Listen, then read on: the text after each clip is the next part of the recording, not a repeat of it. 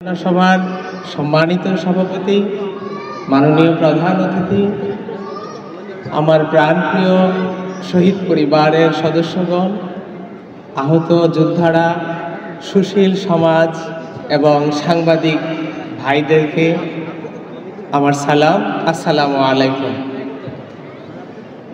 আমি শহীদ ইমাম হাসান তাইমের ভাই।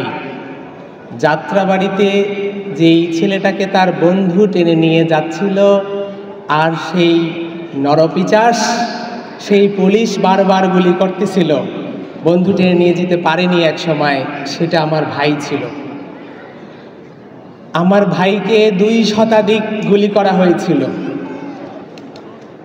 আমার ভাই সহ যেই 2000 মায়ের সন্তান জীবন দিয়েছে এই দেশকে স্বৈরাচার মুক্ত করার জন্য এবং কি স্বাধীন করার জন্য, আজকে কেন শহীদ পরিবার বিচারের জন্য রাস্তায় নামতে হয়? আজকে কেন আমার আহত ভাইরা হাসপাতালে চিকিৎসার অভাবে ধুকে ধুকে মরতে হয়? আজকে যারা গলাবাজি করে কথা বলতেছেন, মুক্ত পাখির মতো আকাশে ঘুরে বেড়াচ্ছেন, আপনারা কোথায় ছিলেন? কেউ জেলখানায় ছিলেন, কেউ আয়নাগরে ছিলেন, না হলে আপনাদের বাক স্বাধীনতা হরণ করা হয়েছিল। আজকে সেই বাংলার দামাল ছেলেদের কারণে, সেই শহীদদের রক্তের বিনিময়ে এই দেশটা স্বাধীন হয়েছে, আপনারা মুক্ত হয়েছেন। এবং কি আজকে যারা ক্ষমতার মসনদে বসে আছেন, আপনারা ভুলে যাবেন না, আপনারা কেউ এই উপদেষ্টার চেয়ারেও বসতে পারতেন না, ক্ষমতার ভোগবিলাসিতা এবং প্রোটোকল নিতে পারতেন না। শুধু পেরেছেন এই আহত যোদ্ধাদের কারণে এবং এই শহীদ মায়ের সন্তানদের রক্তের কারণে।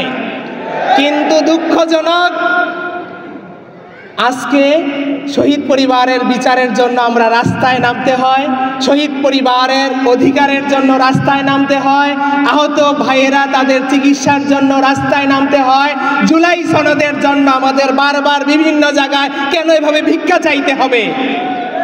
ছাত্রনাম অধ্যায় নং যেমন তপ, আপনাদেরও সেই তপ ছিল, শহীদদের বিচার করা, আহত ভাইদেরকে দেখাশোনা করা, তাদের সুচিকিৎসা করা, জুলাই সনদ দেওয়া।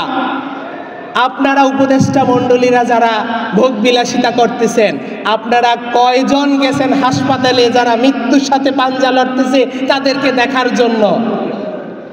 আপনারা সব ভুলে গেছেন ক্ষমতার চেয়ার পেয়ে। এটা কি এটা মিন করে না যে অন্ধ যখন চোখে দেখতে পায়, তার হাতের লাঠিটার সাথে সে সবার আগে বেইমানি করে, এটাকেই সে দূরে সরিয়ে দেয়?